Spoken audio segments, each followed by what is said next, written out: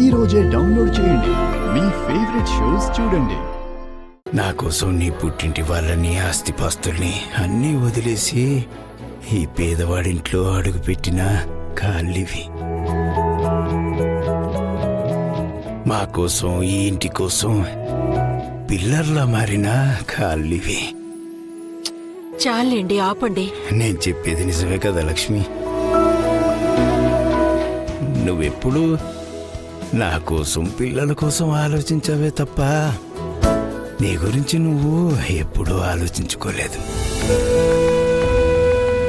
కనీసం ఈ అవకాశం దొరికినప్పుడైనా నన్ను ఉపయోగించుకొని. మన మధ్య అంత పెద్ద పెద్ద మాటలు ఎందుకండి? రెండు చేతులు కలిస్తేనే చప్పట్లు. అడుగడుగునా మీరు నాకు అండగా నిలబడి ఉండకపోతే నేను మాత్రం ఏం చేయగలిగేదాన్నండి? లేదు లక్ష్మి, నువ్వు ఈ ఇంటి కోసం చేసిన త్యాగం ముందు నేను చేసింది చాలా చిన్నది.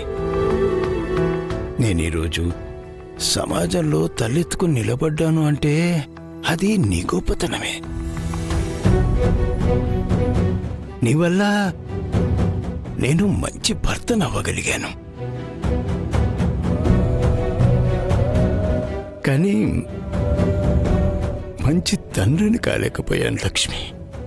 బాధపడకండి. కాలం ఎప్పుడూ ఒకేలా ఉంటుందా ఏంటి? మనకి మంచి రోజులొస్తాయండి. అంతా మంచే జరుగుతుంది.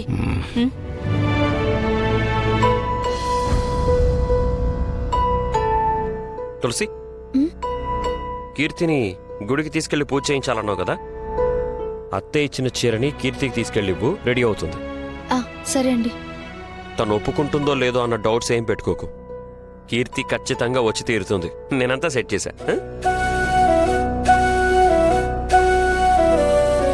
చూశానులేండి మీ టాలెంట్.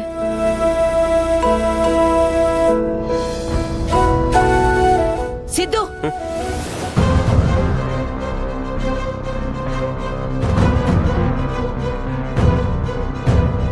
ఏంటి బామ్మ, నన్ను ఏదో కొత్తగా చూస్తున్నట్టు చూస్తున్నావు? వాడు నా పోలికలతోనే కాదు, నా అంశతో కూడా పుట్టాడు. నా తర్వాత నా అంత తెలివైన వాడు, చూడ్డానికి సాధారణంగా కనిపించిన అసాధారణ మేధావి వాడు. నువ్వు మీ తాత పోలికే అనుకున్నాన్రా, కానీ నువ్వు మీ తాత అంశకుడివి. ఏదేదో మాట్లాడుతున్నావేంటి బామ్మ? సడన్ గా తాత అంటున్నావేంటి? నీ మనసులో ఉన్న బాధలు పోయి ఇంట్లో అంతా మంచి జరగాలంటే నువ్వు ఒక పని చెయ్యాలి. రేపు ఇంటిల్లిపాది మొత్తం గుడికి వెళ్ళి మన మనవరాలు కీర్తితో సుబ్రహ్మణ్యేశ్వర స్వామి వ్రతం చేయించండి. అసలు ఈ రోజు ఇంట్లో వాళ్ళందరం సుబ్రహ్మణ్యేశ్వర స్వామి గుడికి వెళ్ళి చెల్లెలతో పూజ చేయించాలిరా. నాకు ఇవాళ కుదరదు బామ్మ. సిద్ధు, అలా అనకూడదురా. ఇవాళ గుడికి వెళ్ళి కీర్తితో పూజ చేయిస్తే తనకి మన ఇంటికి అంతా మంచే జరుగుతుందంట్రా. అయినా సరే నాకు వేరే పనులు. సిద్ధు, ఇవాళ నీ పనులన్నీ వాయిదా వేసుకోనన్నా. నా మంచి మనవడివి కదా, ప్లీజ్ నాన్నా. సరే సరే, చూడు నువ్వింత బతులాడుతున్నావు కాబట్టి వస్తాను. నా మనవడు బంగారు కొండ.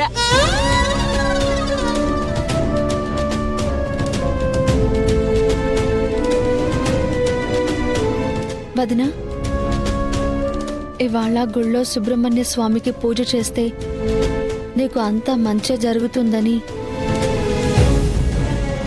స్వామీజీ చెప్పారు. అందుకే నీకోసం ఇవన్నీ తీసుకొచ్చాను. సడన్ గా ఈ పూజ ఏంటి? నీకు అర్థం కాలేదా కీర్తి? మళ్ళీ ఇదో కొత్త నాటకం. మొన్న భగిని హస్త భోజనం అయిపోయింది, ఇప్పుడు సుబ్రహ్మణ్యేశ్వర స్వామి పూజ అన్నమాట. వదినా, తన మాటలేం పట్టించుకోకు. నువ్వు రెడీ అయితే మనం గుడికి వెళ్దాం. నేను ఏ గుడికి రాను. వదినా, అలా అనుకు. ఇవి తీసుకొని రెడీ అవ్వు. హే, నీకు చెప్తుంటే అర్థం కాదా?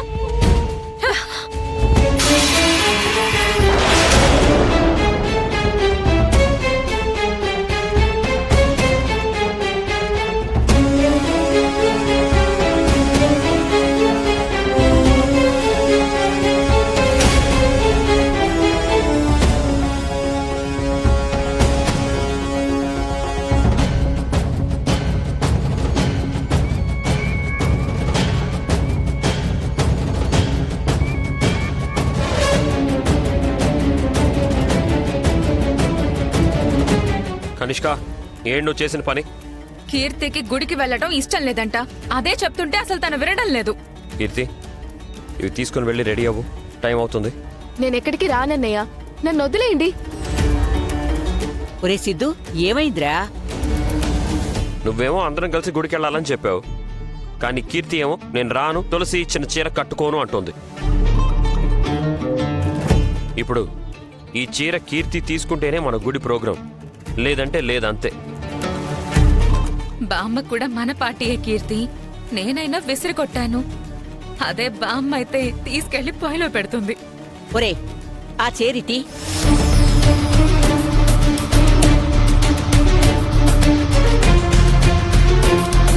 కీర్తి, ఈ చీర కట్టుకో, గుడికి వెళ్ళాలి.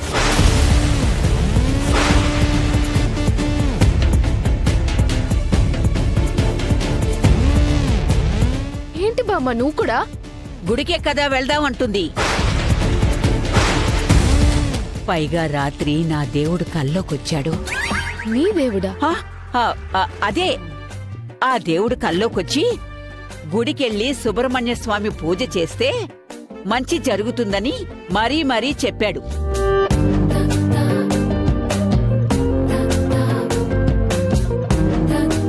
నువ్వెళ్ళి ఈ చీర కట్టుకొస్తే మనం గుడికి బయలుదేరదాం. గుడికైతే వస్తాను కానీ ఈ చీర అయితే కట్టుకోను. సరే అయితే, నాకు వేరే పని ఉంది, నేను వెళ్తున్నా. రే సిద్ధు సిద్ధు సిద్ధు, ఆగరా.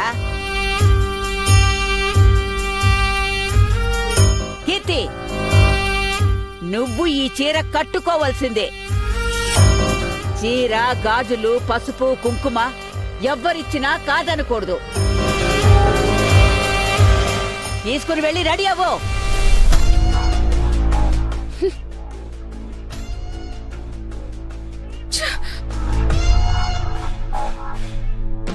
ఒరే నాన్న, నువ్వు అనుకున్నట్టే కీర్తిని ఒప్పించాను కదరా.